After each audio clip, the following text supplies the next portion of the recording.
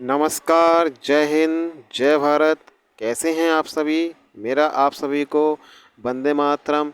आप सभी के माता-पिताओं को मेरा प्रणाम, चरण वंदन।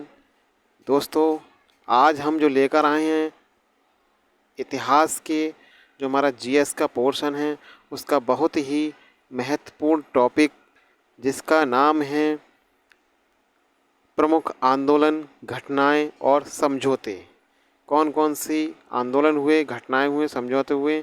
आज की क्लास, आज का ये टॉपिक, आज की ये वीडियो बहुत ही महत्वपूर्ण होगी हर कंपटीशन एग्ज़ाम के लिए।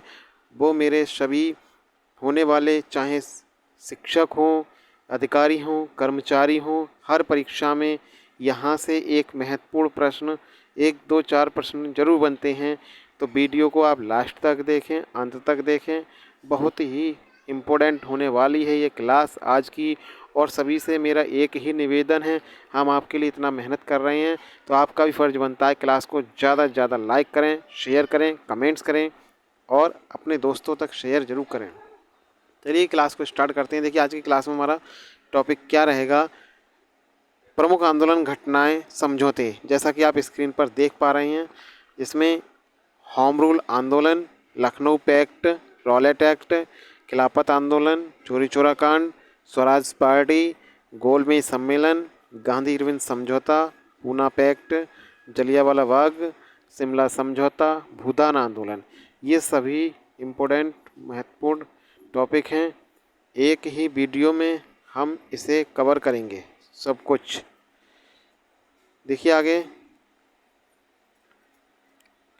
आगे क्या है, इसके बाद क्या है आगे, भारतीय राष्ट्रीय प्रमुख आंदोलन और घटनाएं। ये हम जो आज क्लास लेकर आए हैं, ये जो हमारा टॉपिक है, ये महत्वपूर्ण उस समय का है 1885 से लेकर 1951 तक। 1885 से लेकर 1951 तक जब हमारा देश आज़ाद हुआ, और आज़ादी के से पहले का समय, होम रूल आंदोलन, लखनऊ पैक्ट, रॉलेट एक्ट, खिलाफत आंदोलन, चोरी चौरा कांड, स्वराज पार्टी, गोलमेज सम्मेलन 3 हुए हैं। गांधी इरविन समझौता किन किन के बीच हुआ, पूना पैक्ट कब हुआ, फॉरवर्ड ब्लॉक कब हुआ, शिमला सम्मेलन कब हुआ, भूदान आंदोलन कब हुआ। ये सभी क्या हैं, मोस्ट इम्पोर्टेंट टॉपिक हैं।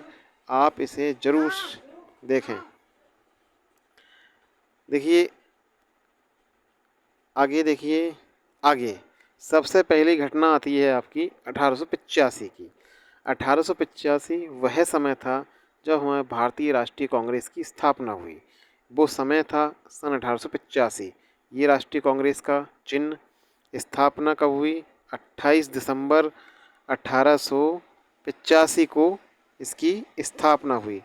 28 दिसंबर 1885 को भारतीय राष्ट्रीय कांग्रेस की स्थापना की गई। संस्थापक कौन थे, कई बार पूछा गया, एक इम्पोर्टेंट क्वेश्चन यहाँ से बनता है, हर बार परीक्षा में बनता है। इसका जो संस्थापक थे वो थे ए ओ ह्यूम, इनका पूरा नाम एलन ऑक्टेवियन ह्यूम, जो कहाँ के निवासी थे, स्कॉटलैंड के निवासी थे। क्लास को ज़्यादा ज़्यादा लाइक करें, शेयर करें। स्थान क्या था, बम्बई के गोकुलदास तेजपाल संस्कृत विद्यालय। बम्बई के गोकुलदास तेजपाल संस्कृत विद्यालय में इस भारतीय राष्ट्रीय कांग्रेस की स्थापना की गई थी। और क्या है, उस समय वायसराय कौन था, ब्रिटिश शासन था हमारे देश के ऊपर। तो उस समय जो वायसराय थे वो थे Lord Dufferin. Lord Dufferin viceroy थे ब्रिटिश शासन के। और दादा भाई नौरोजी ने इसका नामकरण किया। वो नामकरण क्या किया, नामकरण दिया उन्होंने भारतीय राष्ट्रीय कांग्रेस। भारतीय राष्ट्रीय कांग्रेस के नाम से इसका नामकरण किया, जिसका पहले नाम क्या रखा गया, भारतीय राष्ट्रीय संघ रखा गया था। ये हो जाती है हमारे किसके बारे में, भारतीय राष्ट्रीय कांग्रेस की स्थापना। इसके बाद आते हैं हम आगे, होम रूल आंदोलन। होम रूल आंदोलन कब हुआ था, ये हुआ था 1916 में। 1916 में होम रूल आंदोलन की स्थापना हुई। होम रूल आंदोलन कहाँ हुआ था, कई बार पूछा गया, तो आपका जवाब होगा आयरलैंड में। आयरलैंड के एक स्थान होम रूल आंदोलन से प्रभावित था और इसकी जो स्थापना की थी, किसने की थी, वो थे उसमें बाल गंगाधर तिलक, बेलगांव पुणे से। ये चित्र आपके सामने है बाल गंगाधर तिलक जी का। और इधर एनी बेसेंट थी, कहाँ से, मद्रास से। ये एनी बेसेंट का चित्र है आपके सामने। आगे क्या है, अगला टॉपिक हमारा आगे आता है रॉलेट एक्ट।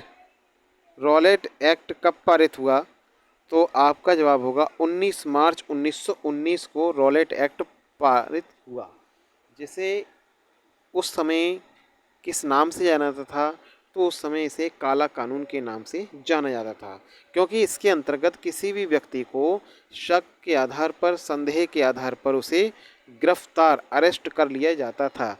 और दूसरा क्या था, बिना वकील, बिना अपील और बिना दलील का कानून था ये, जिसमें 10 अप्रैल 1919 को पंजाब के लोकप्रिय नेता सैफुद्दीन किचलू और डॉक्टर सत्यपाल को बिना किसी अपराध के, केवल शक के आधार पर, संदेह के आधार पर गिरफ्त कर लिया गया। किसके तहत, रॉलेट एक्ट के अंतर्गत। तो ये काला कानून था देश के लिए, जिसका विद्रोह किया गया हमारे देशभक्तों द्वारा, नेताओं द्वारा। देखिए क्या हुआ। इसके बाद सबसे बड़ी घटना आती है जो जलियांवाला बाग हत्याकांड। जलियांवाला बाग हत्याकांड कब हुआ था, तो वो हुआ था 13 अप्रैल सन 1919 को जलियांवाला बाग हत्याकांड हुआ था। ये बहुत ही दुखद घटना थी। क्यों हुआ था, जो रॉलेट एक्ट आया था, जिसे काला कानून जाना जाता है, काला कानून के नाम से जाना जाता है, उसके विरोध में जगह जगह जनसभाएं की जा रही थी। तो ऐसी ही सभा, इसके विरोध में पंजाब के अमृतसर के जलियांवाला बाग में एक सभा बुलाई गई। और ये विरोध जो कर रहे थे, वो विरोध कर रहे थे आपके रॉलेट एक्ट के विरोध में। ये अपना अनशन के शांतिपूर्ण ढंग से कर रहे थे। उसी समय जनरल डायर ने इन पर आकर अंधाधुंध गोलियां चलवा दी। और इस घटना के विरोध में 2 लोगों ने अपनी उपाधि त्यागी थी, अपनी उपाधियों का त्याग कर दिया। वो थे आपके एक महात्मा गांधी, जिन्होंने केसर ए हिंद की उपाधि त्यागी थी। दूसरे आते हैं आपके रविंद्रनाथ टैगोर। रविंद्रनाथ टैगोर और महात्मा गांधी ने अपनी अपनी उपाधि त्यागी थी। तो आपका से अगर पूछा जाए कि महात्मा गांधी ने कौन सी उपाधि त्यागी थी, केसर ए हिंद किसके तहत, जलियांवाला बाग हत्याकांड के बाद। रविंद्रनाथ टैगोर ने किसकी उपाधि त्यागी थी, उन्होंने सर की उपाधि लौटा दी थी। कब, जलियांवाला बाग हत्याकांड के बाद। इसके बाद इस घटना की जांच के लिए कमीशन बिठाया गया, जिसका नाम था हंटर कमीशन, को नियुक्त किया गया। लेकिन सरकारी रिपोर्ट के अनुसार इसमें 379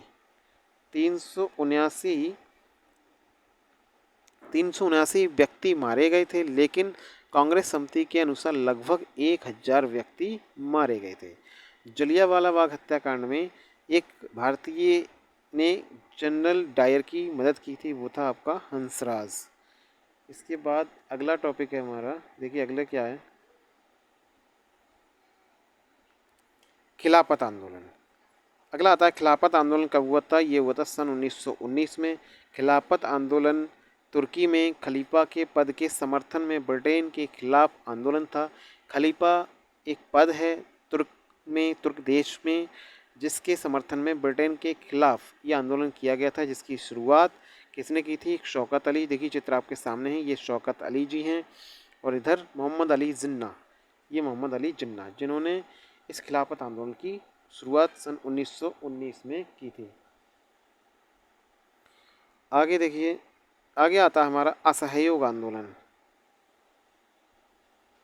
असहयोग आंदोलन 1920 में किया गया था। 1920 में असहयोग आंदोलन किया गया था। ये 1 अगस्त 1920 को 1 अगस्त 1920 को महात्मा गांधी जी के नेतृत्व में असहयोग आंदोलन शुरू किया गया था। कब किया गया था, 1920 में। इसके बाद आता है चोरी चोरा कांड। बहुत ही महत्वपूर्ण घटना है चोरी चोरा कांड की। असहयोग आंदोलन के दौरान ये घटना सभी एक दूसरे से रिलेटेड हैं। चौरी चौरा कांड 1922 में हुआ, 4 फरवरी 1922 को। ये असहयोग आंदोलन के दौरान 4 फरवरी 1922 को कुछ लोगों की भीड़ चौरी चौरा, जो कि गोरखपुर का एक स्थान है, थाना है, उसमें भीड़ घुस गई और पूरी भीड़ ने उस थाने में आग लगा दी, जिसके दौरान 23 पुलिसकर्मियों की जिंदा मौत हो गई। आगे क्या है देखिए, अगला टॉपिक हमारा आता है सविनय अवज्ञा आंदोलन। सविनय अवज्ञा आंदोलन की शुरुआत 1930 में, यानी कि 12 मार्च सन 1930 में गांधी जी ने दांडी मार्च, जो दांडी यात्रा के नाम से आप जानते हैं, उसके साथ शुरू की थी। तारीख थी 31 जनवरी 1930, जब गांधी जी की मांग हुई। क्या मांग हुई? 11 सूत्री मांग हुई।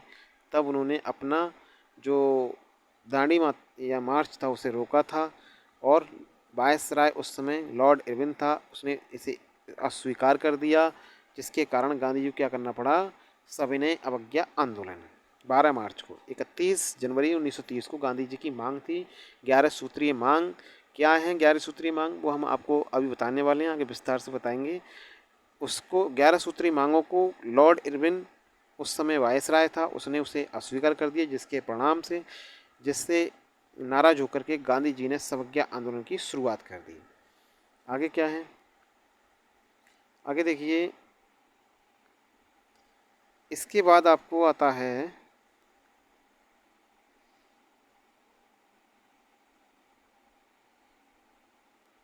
गोलमेज सम्मेलन। देखिए 3 गोलमेज सम्मेलन हुए। गोलमेज सम्मेलन क्यों नाम दिया गया इसे? क्योंकि गोल एक मेज थी, मेज के चारों ओर सभी देशों के लोग वहाँ पर बैठ करके सम्मेलन करते थे, एक मीटिंग होती थी, जो लगातार 3 वर्षों तक हुए, 1930 में, 1931 में, 1932 में। तीनों गोलमेज सम्मेलन लंदन में हुए थे। तीनों गोलमेज सम्मेलन लंदन में हुए थे, और जिसमें एकमात्र डॉक्टर भीमराव अम्बेडकर जी ऐसे व्यक्ति थे जिन्होंने तीनों गोलमेज सम्मेलनों में भाग लिया था। तीनों गोलमेज सम्मेलन के समय इंग्लैंड के जो प्रधानमंत्री थे, उनका नाम था रैमजे मैकडॉनल्ड। तो यहाँ से एक इम्पोर्टेंट क्वेश्चन बनता है कि तीनों गोलमेज सम्मेलन में भाग लेने वाले भारतीय व्यक्ति कौन थे? तो आपका सही आंसर होगा डॉक्टर भीमराव अम्बेडकर जी, और उस समय इंग्लैंड के प्रधानमंत्री रैमजे मैकडॉनल्ड। अगला क्वेश्चन देखिए, अगला टॉपिक है, अब देखिए प्रथम गोलमेज सम्मेलन कब हुआ? तो प्रथम गोलमेज सम्मेलन में बता दिया आपको, 3 गोलमेज सम्मेलन हुए और तीनों ही लंदन में हुए। एक 1930 में, 1931 में, 1932 में। तो पहला जो हुआ 12 नवंबर 1930 को पहला गोलमेज सम्मेलन हुआ। कहाँ हुआ था ये? तो हुआ था सेंट जेम्स पैलेस लंदन में। उस समय वायसराय कौन था? लॉर्ड इरविन था। भारतीय राष्ट्रीय कांग्रेस और महात्मा गांधी जी ने इसमें भाग नहीं लिया था। मुस्लिम लीग के नेता मोहम्मद अली जिन्ना और आगा खान मोहम्मद अली, दलित वर्ग के नेता कौन थे? बाबा साहब डॉक्टर भीमराव अम्बेडकर ने इसमें भाग लिया था। तो यहाँ से एक इम्पोर्टेंट क्वेश्चन बनता है, आप इसे नोट करें। आगे क्या है? आगे दिया है गांधी इरविन समझौता। गांधी और हमारे जो राष्ट्रपिता महात्मा गांधी और उस समय लॉर्ड वायसराय कौन था? Irwin, Lord Irwin. Lord Irwin के और गांधी के बीच में एक समझौता हुआ, जिसे गांधी इरविन समझौता के नाम से जाना जाता है। एक महात्मा गांधी थे एक तरफ, दूसरी तरफ कौन थे? Viceroy Lord Irwin. तो मेरे प्यारे बच्चों, आपको क्लास अच्छी लग रही होगी। क्लास को आप ज़्यादा लाइक करें, शेयर करें, और कमेंट्स में लिखें आपको किस तरह की क्लास चाहिए, किस टॉपिक पर आप क्लास चाह रहे हैं, और आपको ये क्लास कैसी लगी। देखिए आगे लॉर्ड इरविन ने कुछ शर्तें रखी थी। इसमें क्या शर्तें रखी थी? सविनय अवज्ञा आंदोलन जो गांधी जी ने चलाया था उसे समाप्त किया जाए। दूसरा, कांग्रेस गोलमेज सम्मेलन में भाग लेने लंदन जाए, जो कि नहीं चाहते थे गांधी जी। ब्रिटिश सामान का बहिष्कार न किया जाए। ब्रिटिश शासन ये चाहता था कि हमारे द्वारा बनाए गए पैकेज लगेज को इंडिया में डेवलप किया जाए, खरीदें और उसे यूज़ किया जाए। लेकिन भारतीय चाहते थे कि हम अपने केवल स्वदेशी वस्तुओं का प्रयोग करें। गांधी जी भी यही चाहते थे। तो लॉर्ड इरविन ने इनके सामने शर्तें रखी, और दूसरा फिर उसके बदले गांधी जी ने अपनी 11 सूत्री मार्ग, जो 11 सूत्री जो मांग थी, उनको पुनः प्रस्ताव के रूप में रखा, जो कि पहले इन्हें अस्वीकार कर दिया था, और इसके कारण उन्होंने सवज्ञा आंदोलन, दांडी मार्च की यात्राएं करनी पड़ी। अब वो 11 सूत्री मांग क्या थी, देखिए अब इनके बारे में आगे पढ़ते हैं। क्या मांग थी? 11 सूत्री मांग बहुत ही इंपॉर्टेंट टॉपिक है ये। यहाँ से नंबर 1, पूर्ण रूप से शराब पर प्रतिबंध लगाया जाए। दूसरा, विनिमय की दर, जो लेन देन की दर है, घटाकर 1 शिलिंग 4 पैसे कर दिया जाए। भूमि लगान आधा हो उस पर काउंसिल का नियोजन रहे। नमक कर को समाप्त कर दिया जाए। खाने वाला नमक था उस पर टैक्स जाता था, वो कि नहीं दिया जाए। सेना संबंधी व्यय में कम से कम 50% की कमी हो। बड़ी बड़ी सरकारी नौकरियों का वेतन आधा कर दिया जाए। विदेशी वस्त्रों के आयात पर निषेध कर ले। भारतीय समुद्र तट केवल भारतीय जहाज़ों के लिए सुरक्षित रहे और इसके लिए कानून का निर्माण करें। सभी राजनीतिक बंदियों को छोड़ दिया जाए। गुप्तचर पुलिस हटा दिया जाए अथवा उस पर जनता का नियंत्रण रहे और आत्मरक्षा के लिए हथियार की अनुमति दी जाए। ये थे गांधी जी के 11 सूत्रीय मांग, जिन्हें समझौता हुआ। समझौते के दौरान इन्हें सम्मिलित किया गया। इसके बाद आता है दूसरा गोलमेज सम्मेलन। तो तीसरा, पहला जो हुआ था 1930 में, दूसरा हुआ 1931 में। कहाँ पर? वही स्थान लंदन, लेकिन सेंट पॉल पैलेस लंदन। उस समय कौन थे वायसराय? चेंज हो गए थे, लॉर्ड लिथगो। अब इसमें क्या था? सम्मिलित सदस्य कौन कौन थे? मुस्लिम लीग की तरफ से मोहम्मद अली जिन्ना गया था। दलित वर्ग की तरफ से डॉक्टर भीमराव अंबेडकर, बाबा साहब डॉक्टर भीमराव अंबेडकर गए थे। और कांग्रेस की तरफ से हमारे राष्ट्रपिता महात्मा गांधी जी गए थे। गांधी जी एस राजपूताना जहाज में लाहौर से लंदन आए थे। फ्रैंक मोरेज ने गांधी जी को अर्धनग्न फकीर के नाम से पुकारा था। आगे क्या है? तीसरा गोलमेज सम्मेलन जो हुआ 1932 में, स्थान फिर वही लंदन। तो आपको ध्यान रखना है, पहला 1931, दूसरा 1932 नहीं, पहला 1930 और दूसरा 31, तीसरा 32, 3 सम्मेलन हुए। और तीसरे में क्या हुआ? कांग्रेस के बहिष्कार के कारण ये सम्मेलन असफल रहा। तीसरा वाला असफल हो गया।